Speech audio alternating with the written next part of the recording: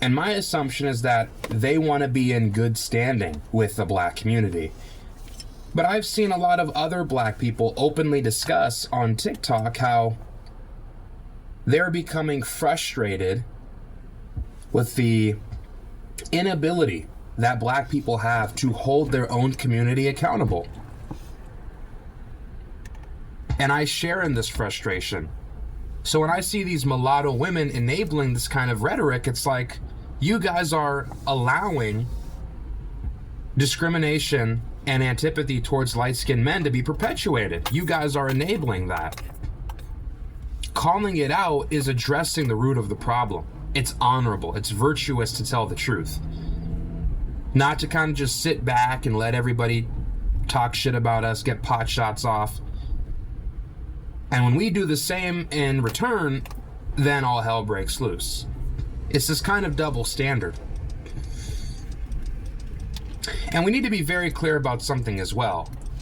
This is racism. Let's be very clear about that. This is racism.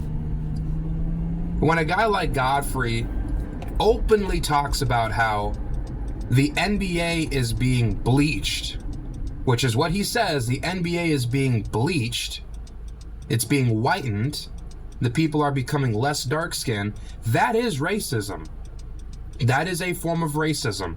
And it is just as toxic, and it is just as racist, and it is just as negative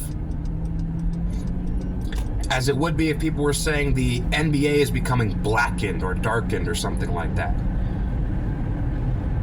And of course, people will say, oh, well, you know, black people don't have systemic control or institutional control, so they can't really do racism. No, black people can be racist. You know, we gotta just cut the bullshit. And just be honest, and just be transparent. Allowing this double standard to continue forever, it's just unsustainable. It can't go on like this. It cannot. Eventually people will get fed up. And I think that a lot of light-skinned and mixed-race men, mulatto men, are beginning to realize this. They're beginning to wake up, smell the coffee, come to terms with the reality,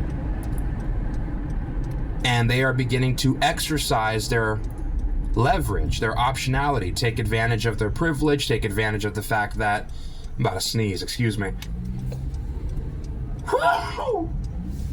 Apologies. They're going to begin to take advantage of their light-skin privilege, as dark-skins would put it. They're going to begin to take advantage of that and date outside of the community.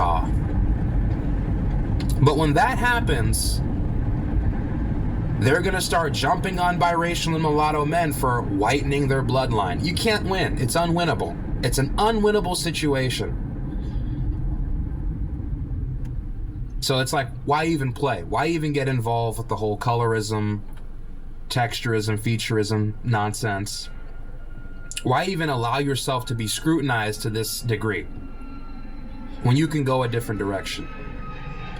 And this is something that he openly talks about in the video. He talks about how self-hating dark-skinned men, and of course this is the generalization, but self-hating dark-skinned men pair up with white women, have biracial children, those biracial children then marry white people, and get rid of all the melanin, the precious melanin, get rid of all that dark skin, bleach the children, right? Bleach the bloodline. And let's be clear, this is just racist rhetoric. This is just eugenic rhetoric, eugenics. Nazism. It's Nazi shit. Call a spade a spade. And that's how they look at you. You know, they're like, oh, you're the byproduct of a self-hating black person or some shit like that. The way they kind of just generalize and attack you. And this rhetoric, like I said, this rhetoric is normalized in the black community. Totally normal. Nobody calls it out. Nobody bats an eye. Society doesn't say anything. They can just snipe at us whenever they choose, and we just got to sit back and take it. Those days are over. We're standing up, we're fighting back, we're pushing back, and that's just what it is. That's going to be the new paradigm. So anyways, enough of me. I want to play this clip for you guys and give you guys my commentary on it, because it's like, this shit is just rampant. I mean, this shit is just absolutely rampant. this kind of black nationalism. I mean, that's what it is. It is black nationalism. Because what is nationalism? Nationalism is the belief that your nation, and nation oftentimes implies ethnicity and race, your nation should be the primary unit that drives politics and culture forward. Not the economy, not liberal ideology or philosophy, not the way the state should be organized, not globalism, but nationalism, the nation, the people. They should be put first. Black nationalism is very common. I would argue that it's more common and prevalent per capita than white nationalism, which is to say more black people believe in black nationalism than white people do believe in white nationalism. And we just kind of let this form of politics continue. And it's problematic. Because they believe in racial purity and inbreeding, all this kind of stuff. The same stuff that white nationalists believe in. So all I'm saying is we gotta hold everybody to the same standard. That's it. That's all I'm saying. Just hold people to the same standard. All right? We gotta call out the black nationalism. People like Dr. Umar, who use these kind of black nationalist talking points. This gentleman here, Godfrey. It's the same rhetoric, just different races. And it needs to be addressed. So anyways, enough of me. We're gonna play the video. Let's proceed. Fair use. Willie D Live. Well, the players today would take his head off too if if the rules were not so strict. Yeah. You know, because those players today, you got some of them dudes Yo, out yeah, there. no joke. They're running way faster than the that'll guys. tear your head off. Yeah. But, you know, you see them. I saw a play the other day where a guy tackled the quarterback and held him up. And then he tackled him. He had him right here on the ankle, and then he kind of let it go and then grabbed him in a different place.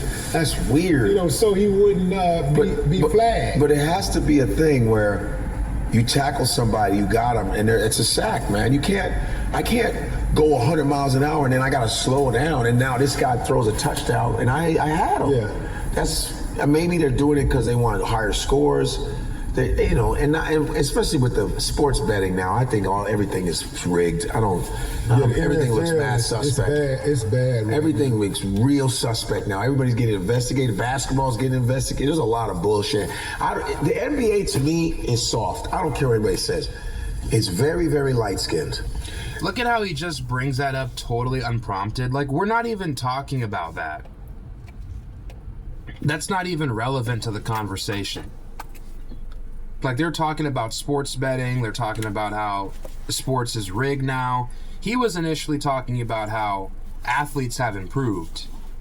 And he's over here just totally out of left field says, I think the NBA is soft. It's too light-skinned.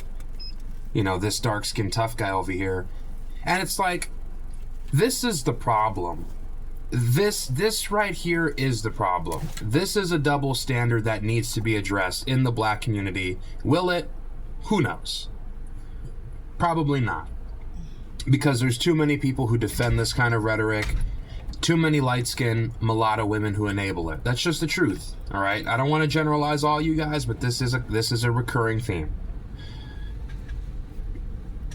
This is hateful rhetoric. It is hateful rhetoric. It is harmful.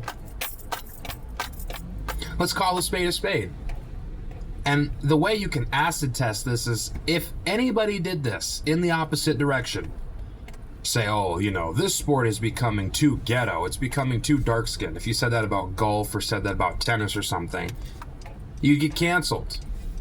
You'd have your career ruined. Nobody would want to sponsor you or partner with you anymore. But a guy like this can say that. Virtually any dark-skinned NBA player can say this about light-skinned NBA players or biracial people, mulattoes. Do they lose sponsorships? Do they lose advertisements? Does the NBA crack down on them?